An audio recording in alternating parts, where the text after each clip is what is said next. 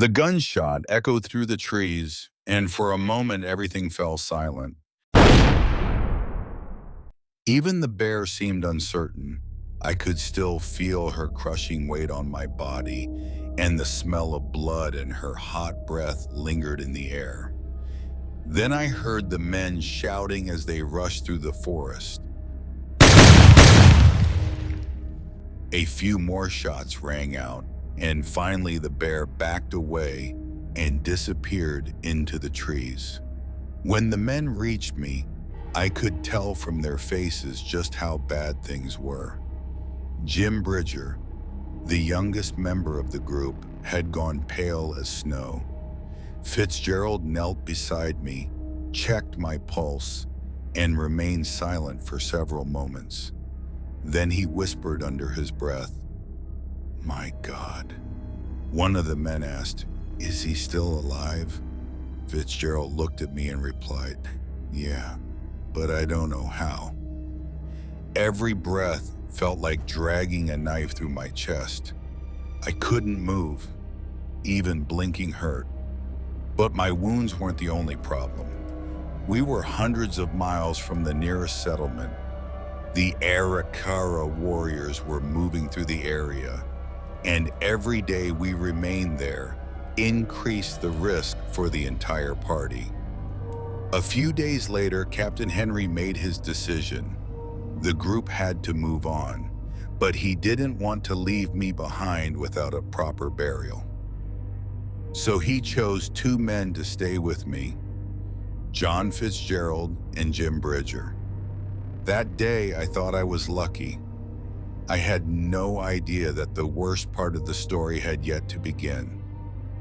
Days passed, and I was still alive. Sometimes I drifted in and out of consciousness and heard the two men arguing. Fitzgerald grew more frustrated with each passing day. He kept saying that if they stayed any longer, the Arikara would find them and kill all three of us. Bridger was still hesitant.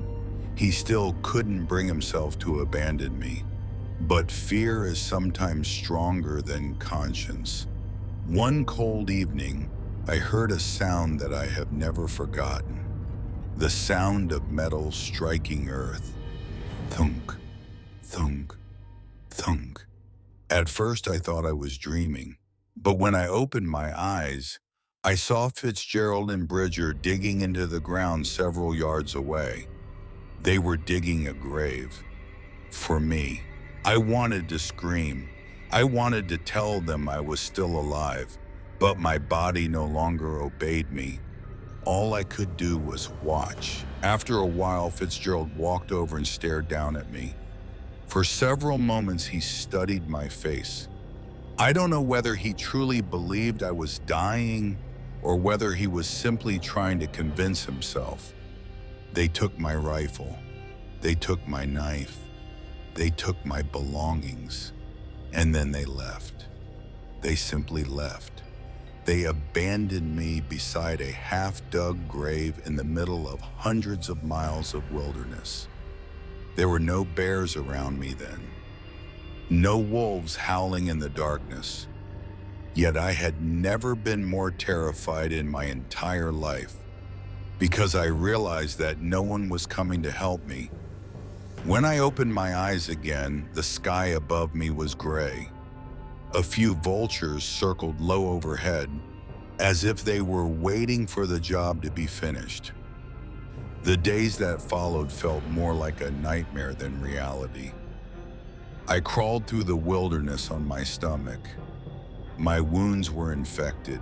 Fever burned through my body. At night, I shivered from the cold, and during the day, hunger and thirst left me dizzy. I heard wolves howling many times.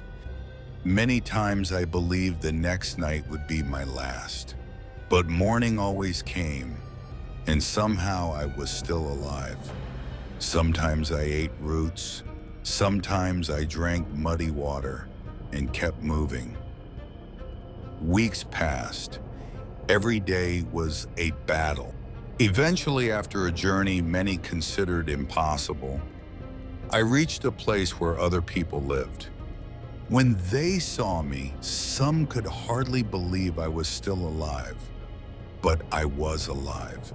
And now there was only one name turning over in my mind: Fitzgerald. It took months before I finally found his trail.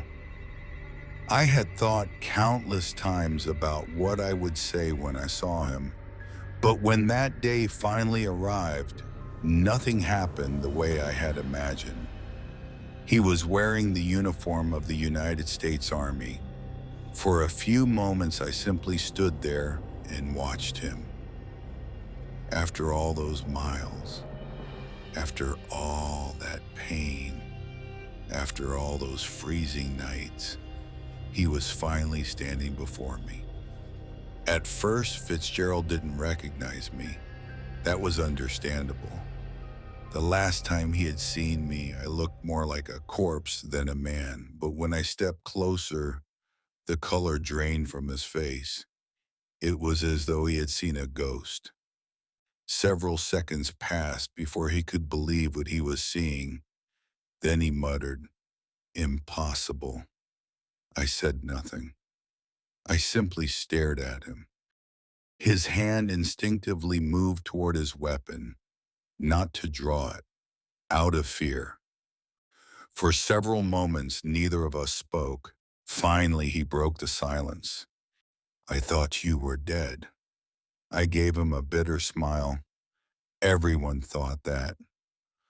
And in that moment, I realized something inside me had changed. I had not crawled hundreds of miles to kill a man. I had fought to stay alive, and now I had achieved the greatest revenge possible.